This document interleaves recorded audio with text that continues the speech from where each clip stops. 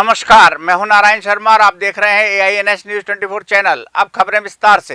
किसानों की उन्नति और खुशहाली को लेकर छत्तीसगढ़ में आज कृषि उन्नति योजना का शुभारंभ हुआ।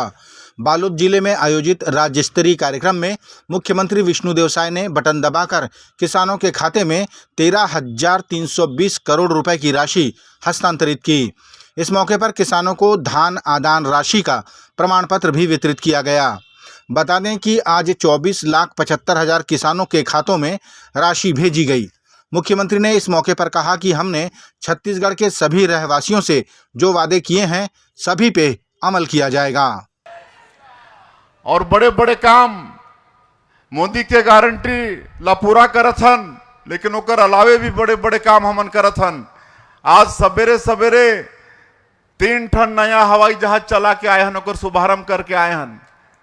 बिलासपुर से 1 ठन कलकत्ता जाही और बिलासपुर से 1 ठन दिल्ली जाही, और जो जगदलपुर से रायपुर, जबलपुर, ये भी फिर से शुरुआत हुई।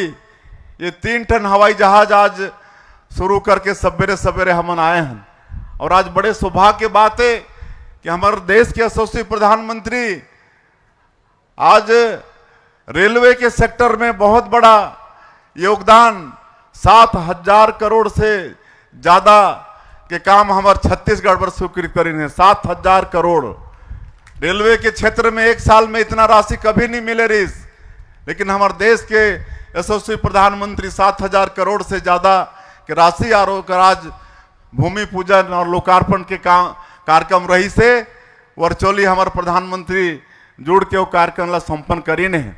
और अभी 35,000 करोड़ से ज्यादा के रेलवे के सेक्टर में काम चलत है, पुराना काम। हमारे भारत सरकार के देन, हमारे मोदी जी के देन। तो इस तरह से बड़े बड़े काम भी हमन करत हन। अपने 1 दिवसीय प्रवास पर छत्तीसगढ़ पहुंचे मध्य प्रदेश के मुख्यमंत्री मोहन यादव ने राजनांदगांव जिले में आयोजित कृषि उन्नति योजना के शुभारंभ कार्यक्रम में हिस्सा लिया। यहां मुख्यमंत्री मोहन यादव ने डोंगरगढ़ पहुंचकर मां बमलेश्वरी मंदिर में माता के दर्शन किए। उसके बाद मुख्यमंत्री यादव चंद्रगिरी तीर्थ भी पहुंचे और आचार्य विद्यासागर जी महाराज के समाधि स्थल पर पहुंचकर श्रद्धा सुमन अर्पित किए। मुख्यमंत्री मोहन यादव ने कहा कि आचार्य जी देवतुल्य थे। उनके निर्वाण पर मध्य प्रदेश में हमने राजकीय शोक घोषित किया था। मैंने अपनी आदरांजलि दी है मध्य प्रदेश सरकार की ओर से। हमने तत्समय जब उनने शरीर छोड़ा था, हमने अपना प्रदेश का शोक भी व्यक्त करवाया, मंत्री को भेजा था। श्रीमान चेतन कश्यप जी यहाँ आए थे। मेरी अपनी ओर से विनम्र श्रद्धांजलि भी। और वो तो वैसे ही जीते जी देव बने, तो उनका आशीर्वाद हम सब पे रहे।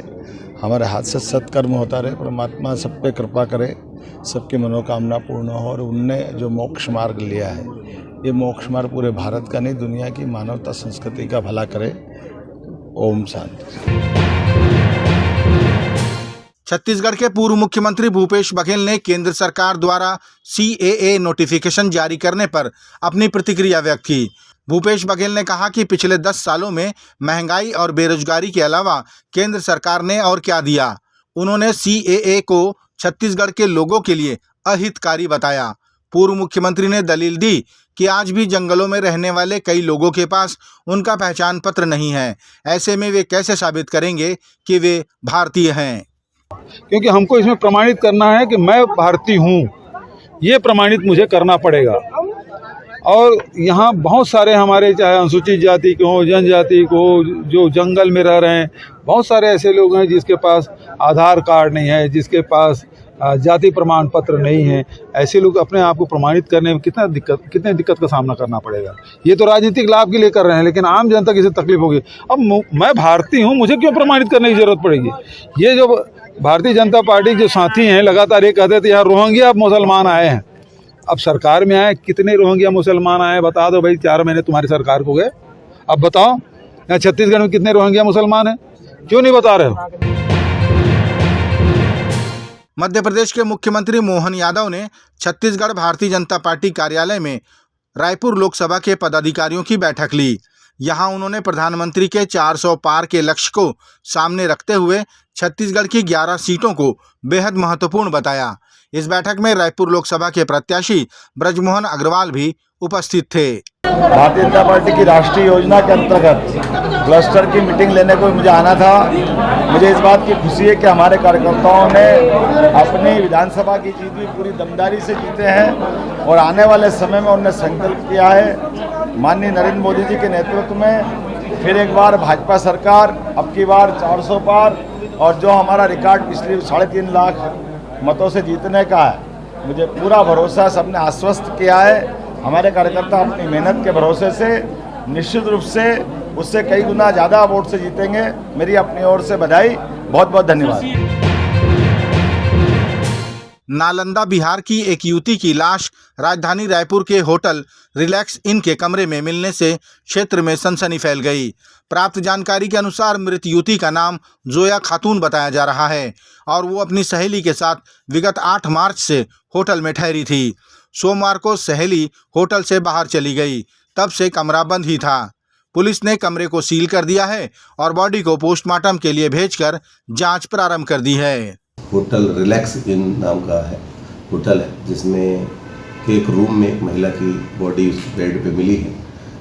पास में ही शराब की बोतलें, कुछ टेबलेट, जो दर्द की टेबलेट थी पेट के लिए जो यूज़ होता था। इसमें पुलिस ने पूछताछ किया। पूछताछ पता चला कि एक महिला जो इसके साथ थी, जो परगना की रहने वाली है, वो सुबह ही वहाँ से निकली थी। दोनों एक साथ यहाँ किसी काम के लिए आए हुए थे। उससे पूछताछ करने पर उसने बताया कि उसका पेट दर्द कर रहा था और उसको काम पड़ने पर वो अपनी सहेली को होटल में ही छोड़ के चली गई थी। बाद में उसकी लाश वहाँ मिली है।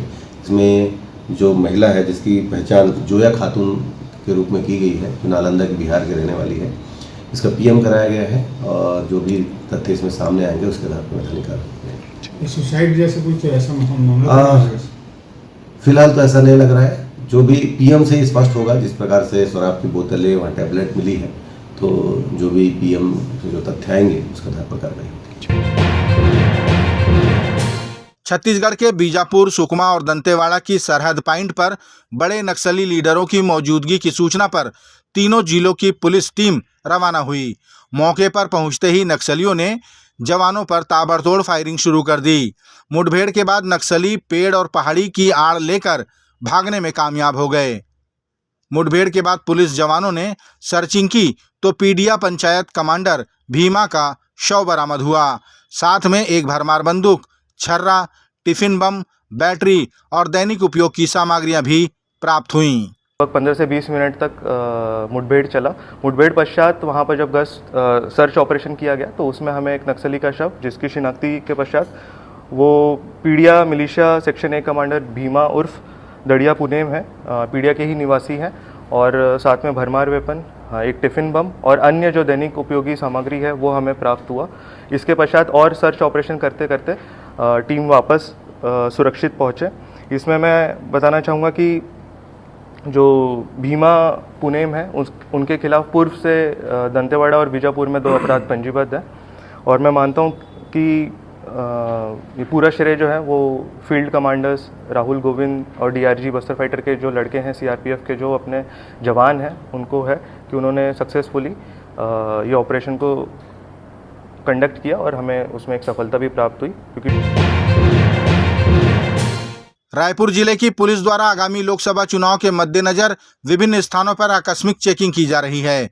इसी कड़ी में मंदिरसौद थाना क्षेत्र के अंतर्गत चेकिंग के दौरान एक 4 पहिया से 10 लाख रुपए बरामद किए गए। पूछताछ में वाहन में सवार लोगों ने नगद रकम के संबंध में कोई वैध दस्तावेज प्रस्तुत नहीं किए। पुलिस ने नकदी जब्त कर पूछताछ प्रारंभ कर दी है। रायपुर शहर के जितने भी बॉर्डर के थाने हैं, वहाँ पर लोकसभा चुनाव को दृष्टिगत रखते हुए एमसीपी की कार्रवाई की जा रही है, चेकिंग की जा रही है।